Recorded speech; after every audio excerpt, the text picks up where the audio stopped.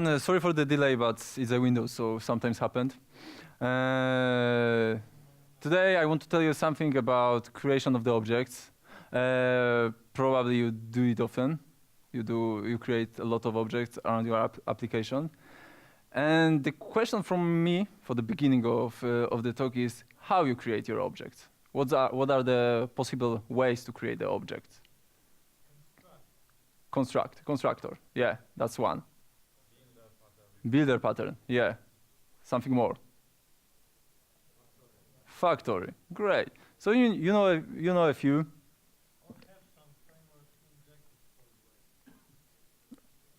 Okay. Yes, we can use framework as well. Sorry, I see I got some technical problem with presentation.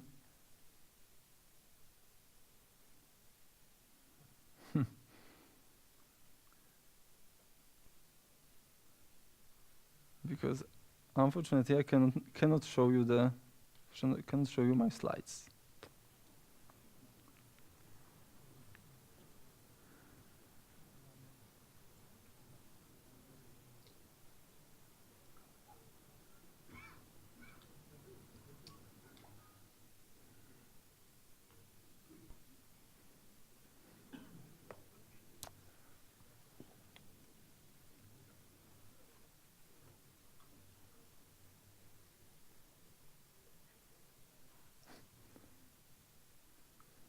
Okay, it's jumping from one to another.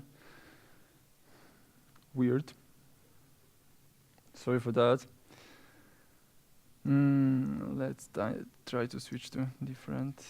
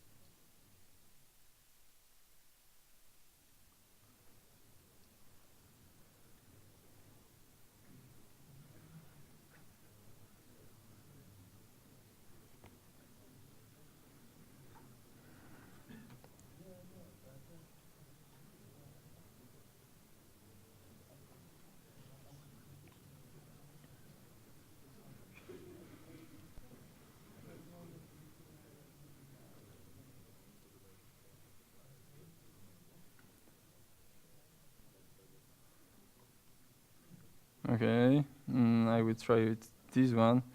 I don't know why you cannot see those slides. Unfortunately, the quality won't be of the presentation won't be as good as I thought it will be. But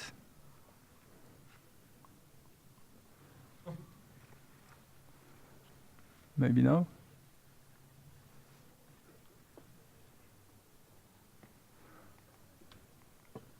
Okay, still jumping. Okay, so I have to show you that in this way, unfortunately. Hope it doesn't affect the quality of the presentation. Yes, so let's move on. Yeah, we may create our objects in many ways. Constructor, method injection, field injection. We can use creational patterns like factory, builder. To be honest, we can use many types of factories. We can use name constructor and so on. And what do you think what is in your opinion, the main type of creating the object? What we are using the most often? Which way of creating the object is used most often? Constructors. Yeah, this is the common answer. Most of the people give this answer. That was my expectation as well.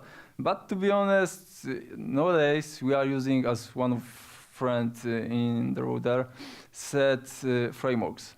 And to be honest, usually we are creating the objects in different way. Right now, we don't need a constructor. We can do something like that. we can use our framework and we can build object without constructor, without any creational pattern introduced. We can build our object without injecting in any dependencies in different way than field injection. Okay. But there is a problem, and I had to argue with my colleague in the team. What's the problem with those field injection? First thing, I cannot make those fields final. This is a huge problem. Yes, if I can have a guarantee that those values won't be never changed, I really want to make them final. In this way, I cannot. I can create an invalid object. If I will use constructor, then I've got possibility to create an invalid object. If those two dependencies are required, there is no problem to create an object without them. What is even more problematic, I cannot create a valid object. If field injection is the only option, there is no possibility to create the object without the framework or with another library.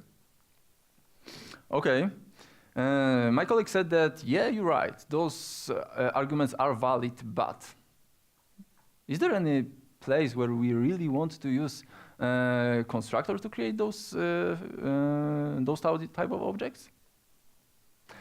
Tests, someone said tests. Yeah, but for testing purpose, we can have a unit test.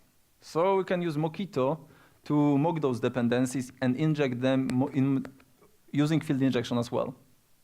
When we have component test or integrational test, we are using context and the framework as well. So still, we don't need a constructor anymore, even for test purpose. And unfortunately, I couldn't say that those arguments are not valid. Yeah, he had right. But somehow I struggled with the feeling that it's not right that we don't have a possibility to create a valid object without any framework, without any library. So I started to think about, and there is something which is missing when we are using framework, when we are using library. First, something simple. When you look at something like that, do you think the way how the class is designed is okay? Are you fine with these dependencies? No. Probably it depends. It depends what will be agreement across your teams within your project. It just depends. Maybe 5 dependencies are okay, maybe not. However, this situation, this code, the way how it looks like now, it's better for an eye than this. This hurts us somehow. Right now, the problem is not the amount of dependencies. Right now, when I'm looking at the code, the problem is this line that I had to break to put it on the screen and have a possibility to look at everything. So that was the problem. Right now, somehow, because of this constructor, I feel the pain of the amount of dependencies. That's a problem. But okay, we can agree that, I don't know, 4 is okay, 5 is okay, 6 is not so okay anymore. We can agree on that. So this is poor argument. Let's go further. What we really need. This is simple object. There are 2 dependencies. Probably it's something that we can agree it's quite okay design. 2 dependencies are okay. Can you tell me which dependencies are required for this object?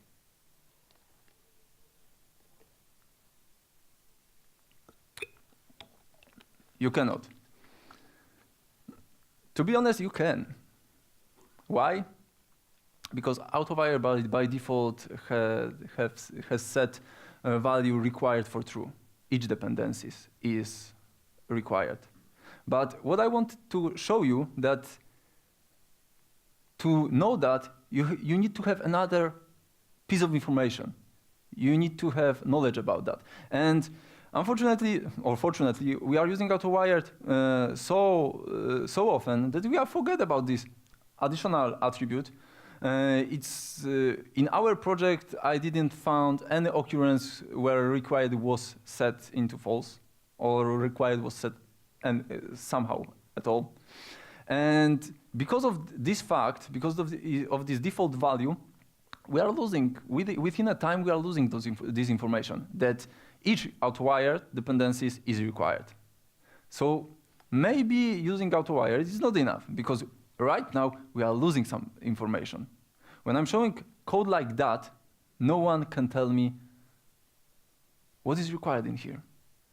What dependencies I have to inject into this object to have valid, usable object. I don't know that.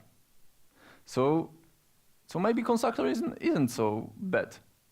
And this is the argument that I found when I started to think why frameworks, libraries aren't so cool. So they are cool, but why we need something more? Constructor, method injection. Those are great tools that show us, that can tell us two important things. If dependencies injection in the constructor, this is required dependencies. If I'm using the method, this may be optional dependency. This is really important information, because now, when I'm looking at this object, without understanding the meaning of the object, the functionality that will be in this object, I know what is needed to create this object and to make it work. That's really important. Knowledge is a really important piece of information in software development. Of course, if someone likes frameworks, there is no problem to put AutoWired there. Then we'll just declare bin in some context, or we'll add yet another annotation component or something more. Then Spring will do everything automatically without putting those dependencies directly in the constructor. So it will work, but thanks to this constructor, I'm not so binded with the framework that I'm using. Okay, let's move on. So that was the great why I really believe we need constructor. But that's not only this. Of course, we can share the knowledge across our team, across our project, that AutoWired annotation means that dependency is required. There is a chance that no one will forget about it. There is a chance. But what in such case? Let's agree that AutoWire means required dependency. With field injection, I'm still losing some information. If someone will put code like this into the review, I'm taking a look at this, and I see two dependencies in there, and for me it's okay. Two dependencies are quite good. But by using field injection, I'm losing these base class dependencies. I don't know about them. I have to go and check out this branch, go to this base class, and then I can combine the amount of dependencies. This is not visible when I'm looking at this code. And not every developer are going through the code when doing a code review. Sometimes it's just a look through the code that is new, modified, removed. So we are losing yet another information about dependencies in the hierarchy. Two are okay. 5 aren't anymore, or can be problematic. So maybe something like this. Constructor once again. Now you see the pain without even going deeper into the base class. You don't have to go there. You don't have to go to open your IDE and look at this base class implementation. You don't need that. You want to be focused on the only new introduced change. You want to be focused only on my class. Okay, so that's an option, but life is brutal, and somehow it can be even more problematic than this situation with auto-wired without constructor. Let's take a look at this code. My class, we are using constructor, and there is extension of base class. Great. If I would take a look at this code, my assumption would be that base class provides some I don't know, commonly used methods, and that's all. But Spring allows us for something like that. So still not enough. This constructor, if in base class I will use field injection, this constructor is still meaningless. This is only a piece of information, and to be honest, in this case is even worse than without constructor. But because without constructor, you know that there may be some dependencies below. With constructor, you assume that all dependencies or required dependencies will be injected with constructor injection, and you are building false invalid assumption. That's not so good. So this field injections sometimes now starts to become more problematic, like at least for me, like code smell. Okay, so this happens. There is, if you are using static analysis tool, PND offers something like auto-wire limit. You can specify the limit of auto-wire, and that's a solution for solving this problem in our code base. You are using constructor and you are using auto-wire. That's a problem. Okay, so let's move on. Optional dependencies, because not all the dependencies are required. Sometimes we are using optional dependencies. Can you tell me what we know if setter exists? Is this dependency required or optional?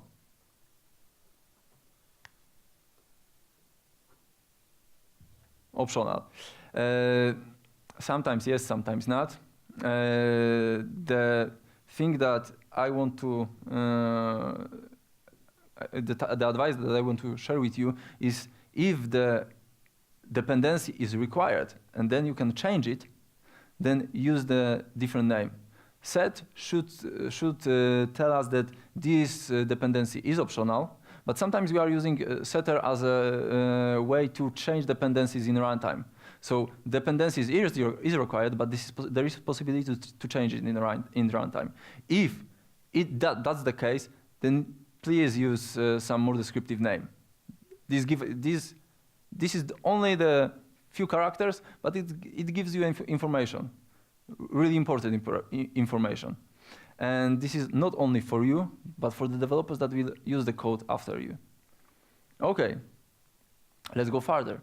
Invalid objects. I mentioned that we are able to create invalid objects, which is true. And we've got the case with optional dependencies. This is the same example as on the previous slide.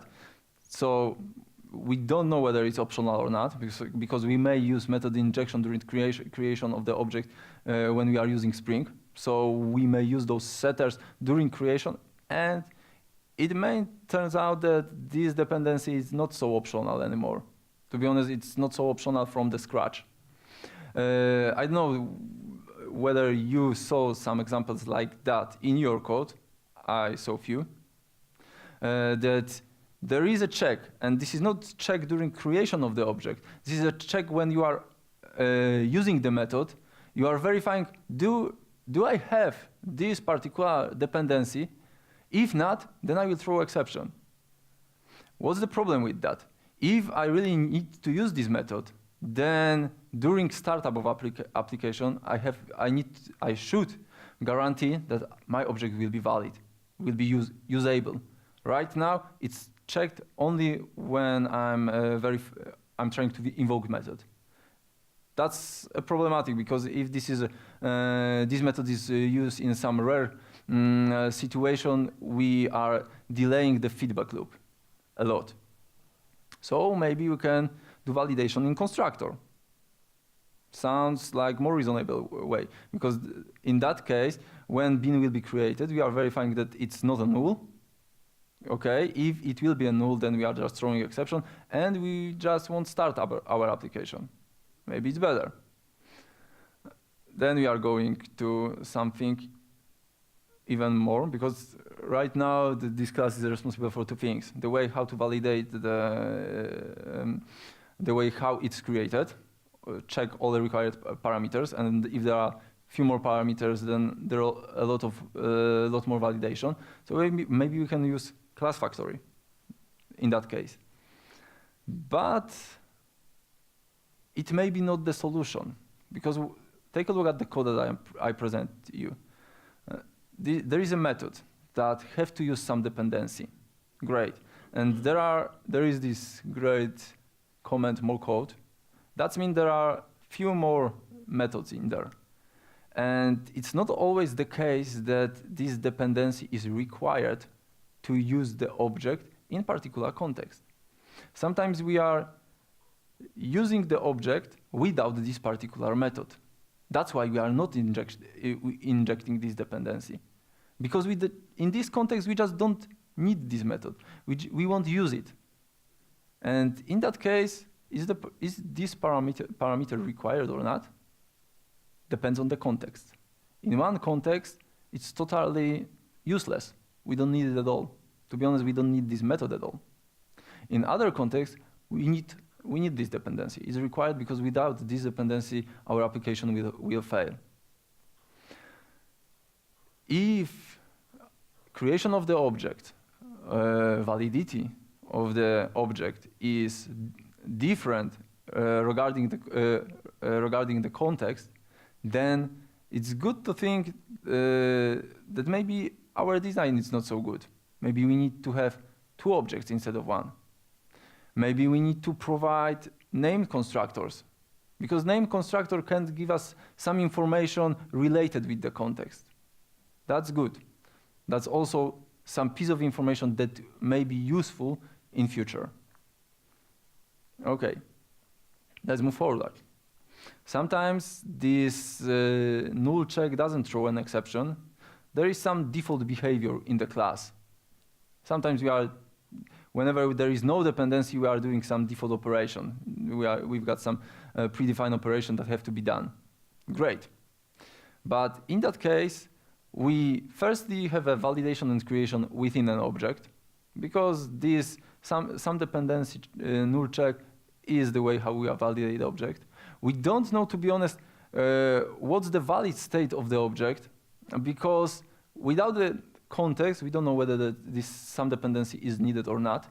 So this is the first thing. Another thing, this object, except the things that is responsible to do, also take care of default behavior for this particular functionality. And right now, we are getting lost with responsibilities of the objects, because from one side we've got a big object that uses some dependency, probably in the interface if it's replaceable. And on the other hand, one specific implementation of this interface is hidden within the object. Single responsible principle is volatile, and the problem is that we even have the problem to find this violation with the code, in the code.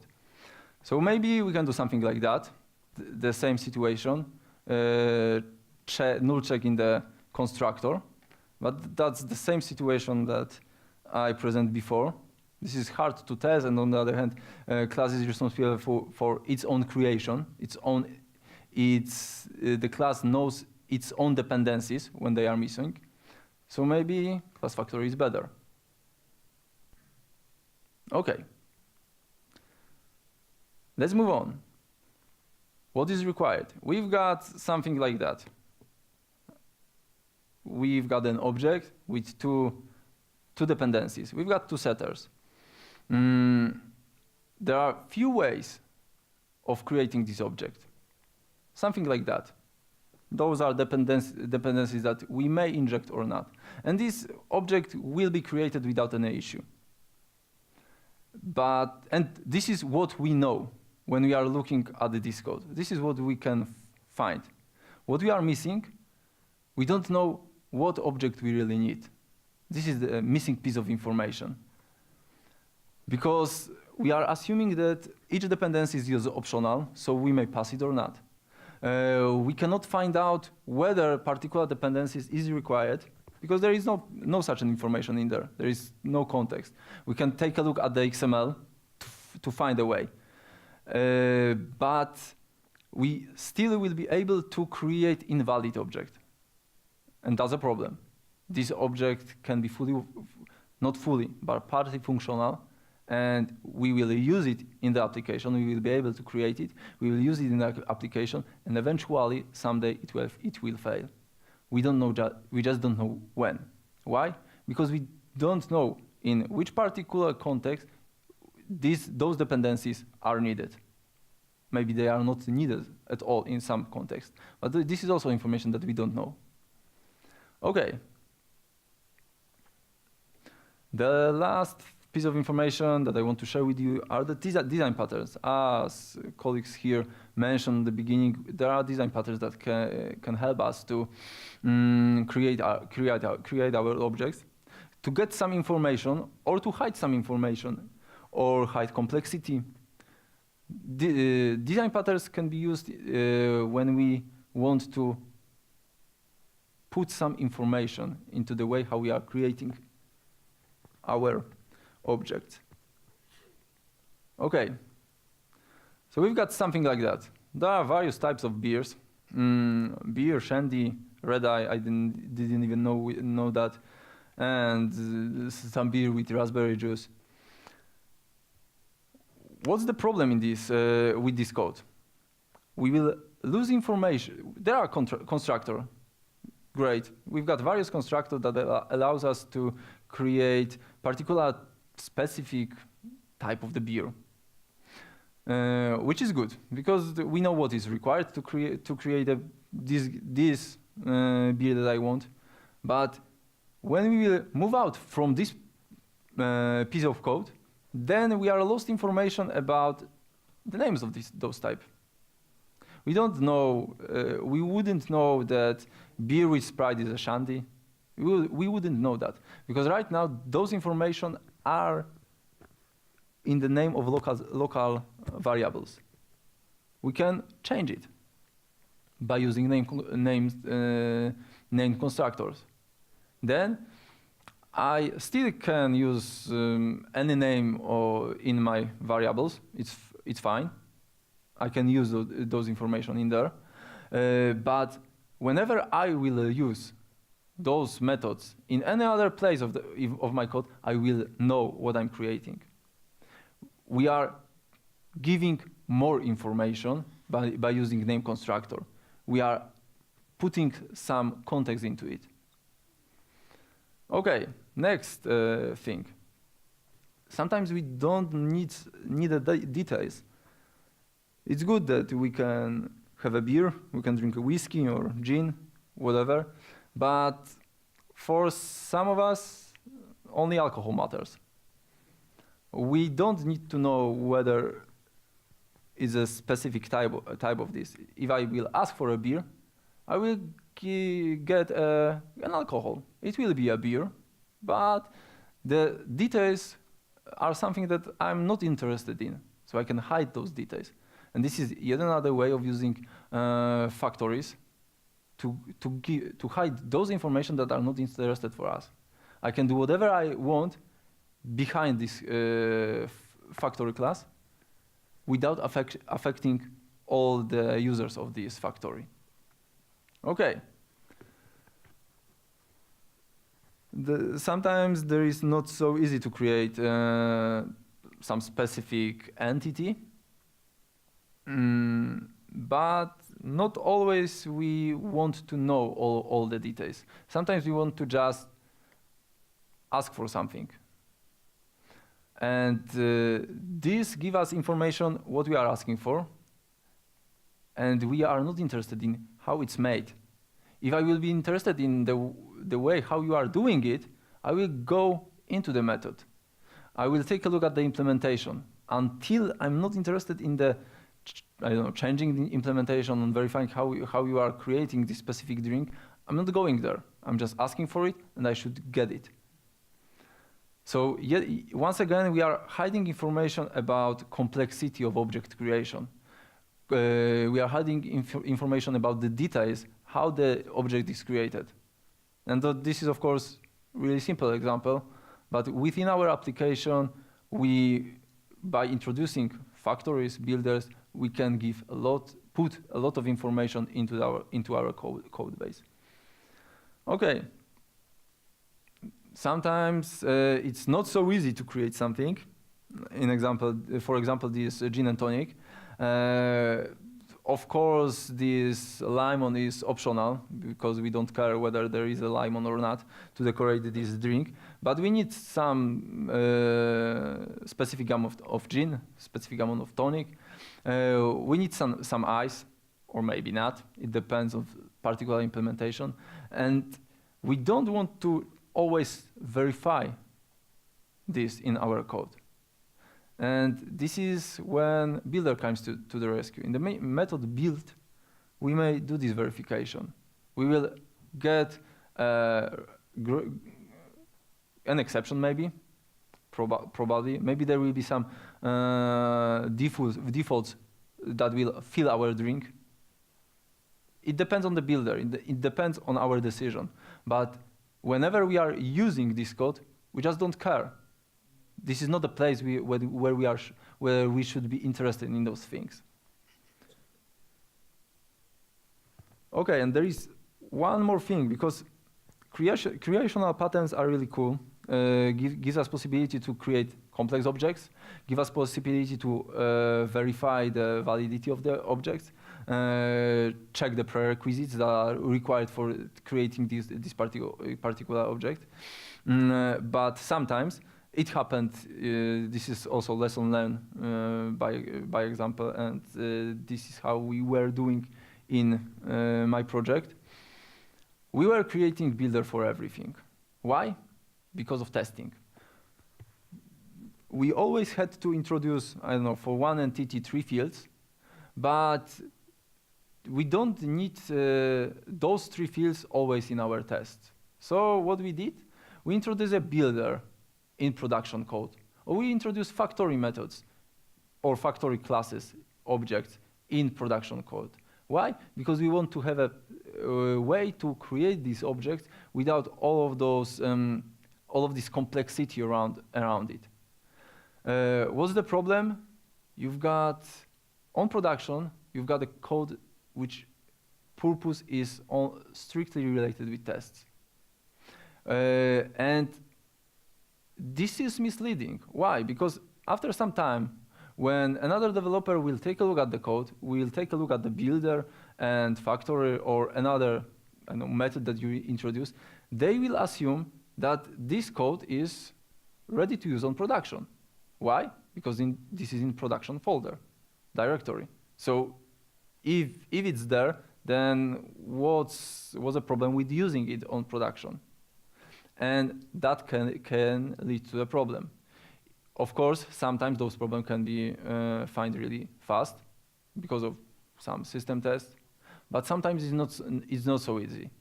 That's why we've got a great possibility to create those factories because they are useful, but in the test directory. You can introduce builders, you can introduce factories, but don't put them on production, put them on the side of the test.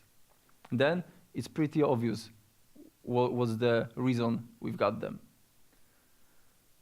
Okay, so to summarize the talk, how we are creating the objects and the way how to create the objects. Constructor and method injection gives you the way to present what is required and what is optional. Method also can tell you what is changeable. These information are important because thanks to this, you can create the object which is ready to use. You don't have to go through the code and think and verify the code, verify the method that you want to use to check if the functionality will work. No, by the constructors and methods, by reading them, you will from the very beginning, you will know what have to be injected into the object to make it useful. Another thing, don't put logic into constructor because it gets messy. We've got factories for that. Use factories when you want to hide the details. This is the example with